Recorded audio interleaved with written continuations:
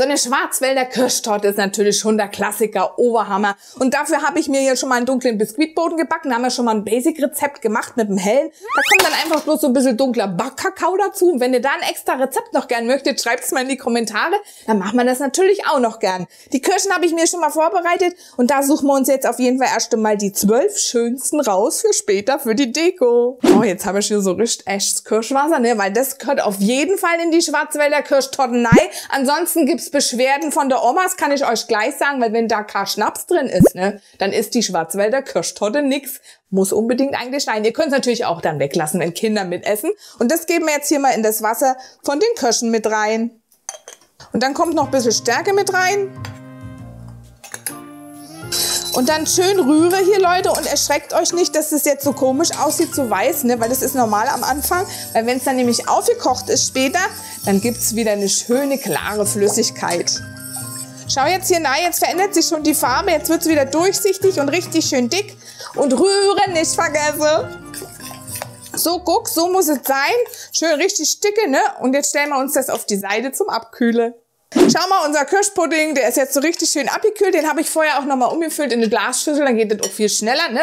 Und dann habe ich hier einen Tortenring, den brauchen wir jetzt, den legen wir hier ein bisschen rum. Und zwar mit Abstand, Leute, weil wir wollen ja draußen auch ein bisschen Sahne rumspritzen, also nicht ganz fest anlegen. Und jetzt geht dann weiter, jetzt schlagen wir uns die Sahne. Und da habe ich ein bisschen Zucker mit Sahnesteig vermischt und das geben wir wieder löffelweise dazu.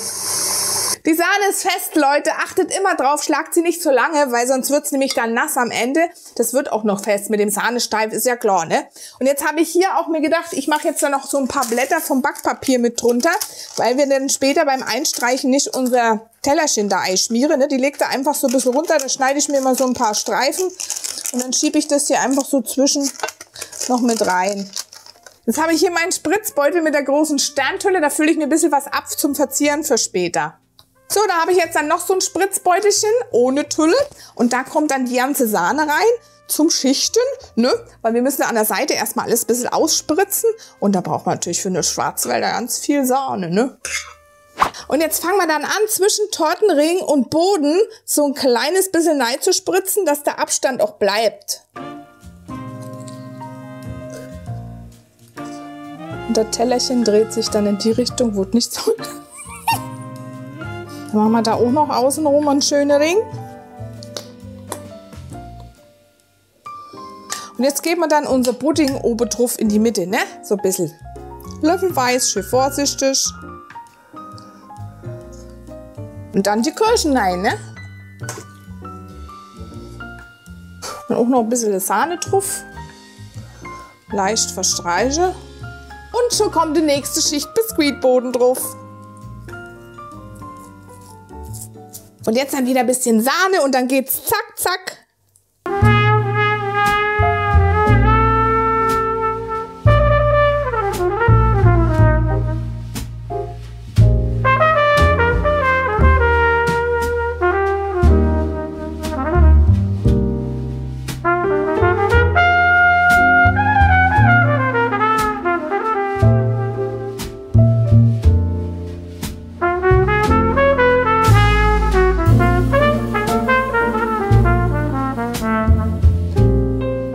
Und so stellen wir es jetzt noch mal 3/4 Stündchen in den Kühlschrank. Raus aus dem Kühlschrank und jetzt machen wir es hübsch.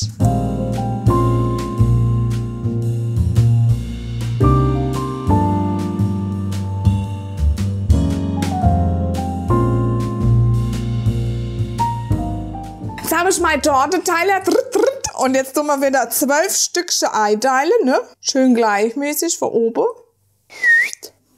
Da am Rand braucht ihr natürlich nicht so genau arbeiten, weil da kommen natürlich jetzt unsere Schokoraspeln noch dran. Und wie kriege ich jetzt diese Schokoraspeln da dran? Das ist die Frage. Entweder ich nehme sie und schmeiße sie und dann fliegt da alles runter. Oder ich kipp die Torte halt, stelle sie ein bisschen an die Seite und dann fliegt das alles da so runter. Na, da gibt's einen super Tricks. Ich zeig's euch. Ihr nehmt eine große Zitrone und dann schneidet ihr die einfach mal so längs durch.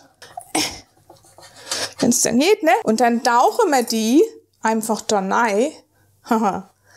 Dann können wir das Ganze an der Seite schön bestücken.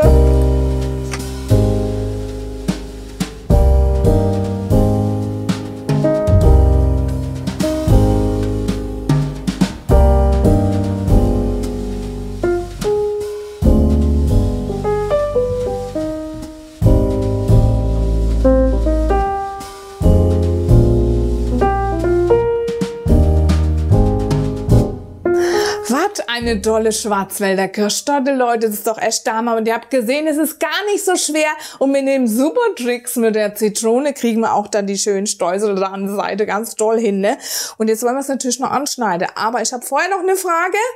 Es wird immer wieder gefragt nach Pfannekuchen. Und jetzt sagt ihr mir mal ganz ehrlich, möchtet ihr ein richtig tolles, leckeres Pfannekuchenrezept? Dann schreibt's mir doch mal in die Kommentare, dann machen wir das auch. Und jetzt gucken wir mal, wie unsere schöne Torte da vom Querschnitt ausschaut. So, mal schauen, ob es mal heute wieder runterfliegt oder ob es drauf bleibt. Was für ein lecker Stückchen Kuchen, Leute. Und dazu ein Käffchen genieße einmalig hier. Und wir sehen uns im nächsten Video gleich wieder. Ciao, macht's gut.